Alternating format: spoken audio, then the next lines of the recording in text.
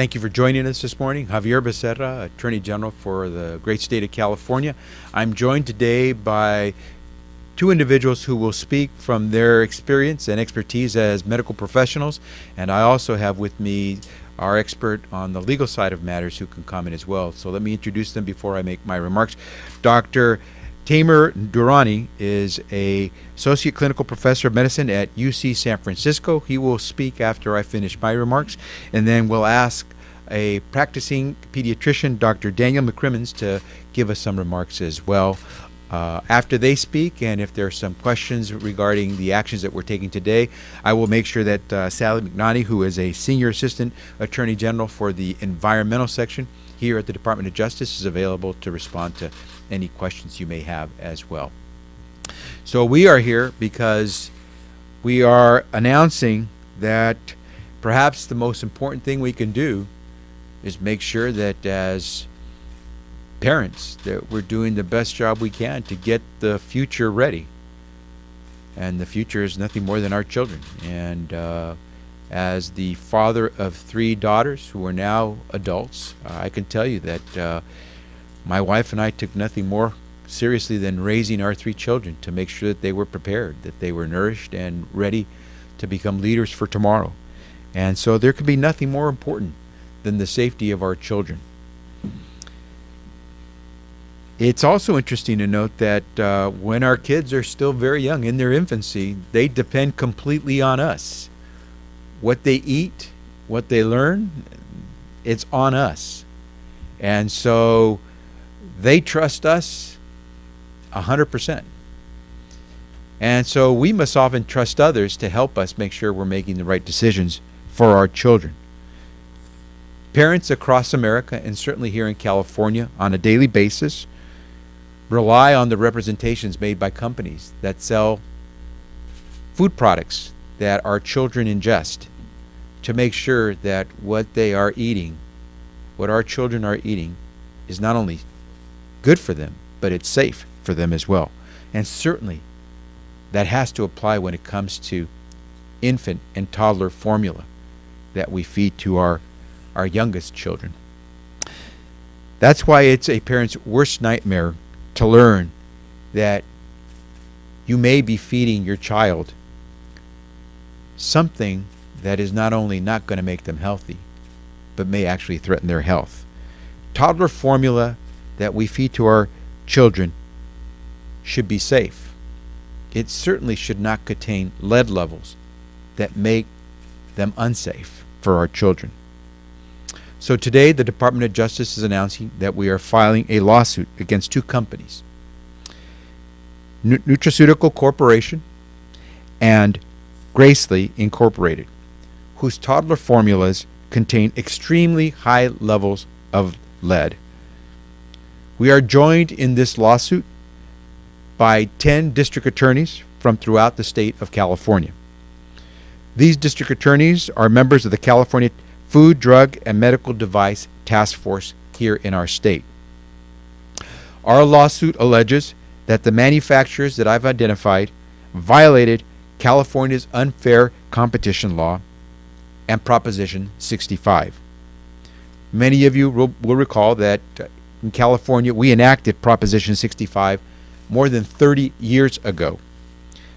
Proposition 65 requires businesses to inform Californians about exposure to chemicals such as lead that can harm our health.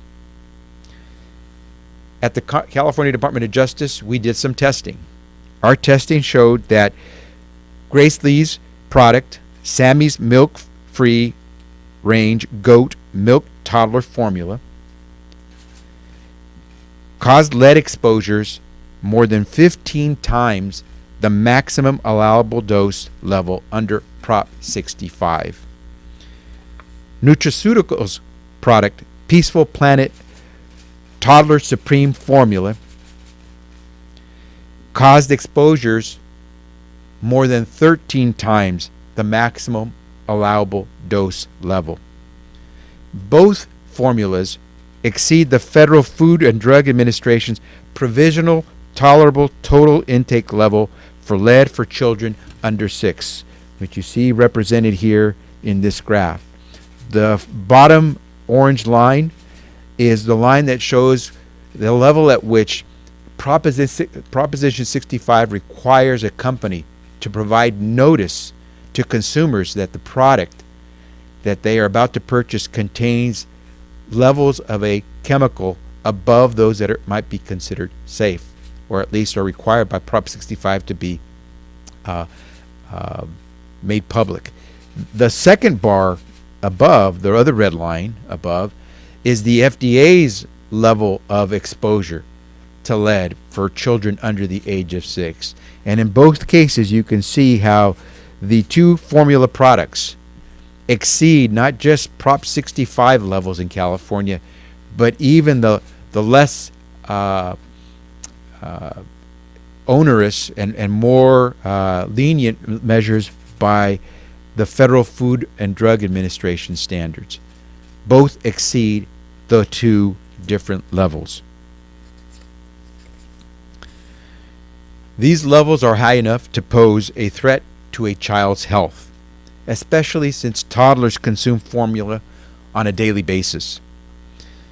It's also important to note that these companies made advertising claims regarding the purity of their products. These statements, obviously, are inaccurate given the lead levels of their products. Last week, on June 1st, we sent cease and desist letters to these two companies demanding that they stop selling these toxic products and recall formula currently on the shelves on our markets. In response, both companies have voluntarily agreed to stop selling these contaminated products in the state of California. With this lawsuit today, we send a strong message to any and all manufacturers, especially of toddler formulas. California will enforce its laws to protect the well-being of our children. With that, I'd now like to turn it over to Dr. Tamer Durrani, Associate Clinical Professor of Medicine at UC San Francisco and someone who has experience dealing with issues of lead. Dr. Durrani. Thank you. I'm a medical toxicologist with the California Poison Control System and the Western States Pediatric Environmental Health Specialty Unit based out of UC San Francisco. We often get calls and questions about safe levels of lead, and so the one message I would put to you is that we found that there's really no safe level of lead, particularly in children who are growing and have developing neurologic systems. And so oftentimes there's concern or question of is there a level at which we would tolerate or allow a child to have exposure. We know that lead is ubiquitous in the environment. It's in soil, it's in water, and sometimes in food. Ideally, we would find a way to have it be as minimum in all of those different mediums. So anything we can do to reduce lead exposure for children is of importance to us. Thank you. Sure. Let me now ask Dr. Daniel McCrimmons, practicing pediatrician here in Sacramento, to come forward. Dr. McCrimmons. Thank you for inviting me to this important meeting.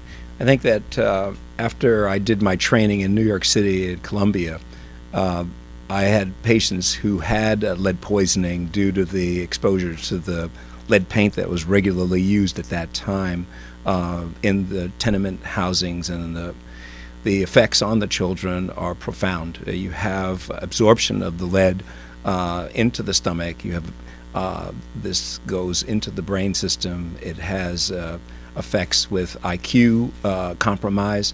It has a behavioral compromise.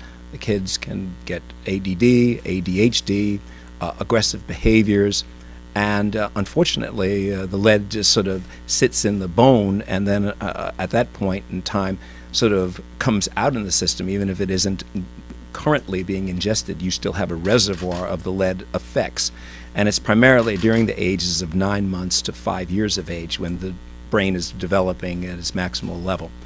So you have a product, a food product, in addition to what we've already discussed with regards to environmental, the soil and the water having contaminations with the thing. You don't want any excess lead being promoted in any way, shape, or form. So I've been very fortunate to be asked to come to this discussion. If anyone has any questions afterwards, please ask. Thank you.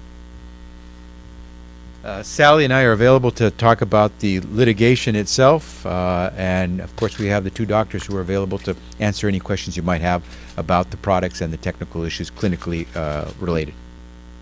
Thank you all very much for being here. I want to thank the two doctors for being here, and I want to thank Sally as well for being available to answer any questions. Thank you.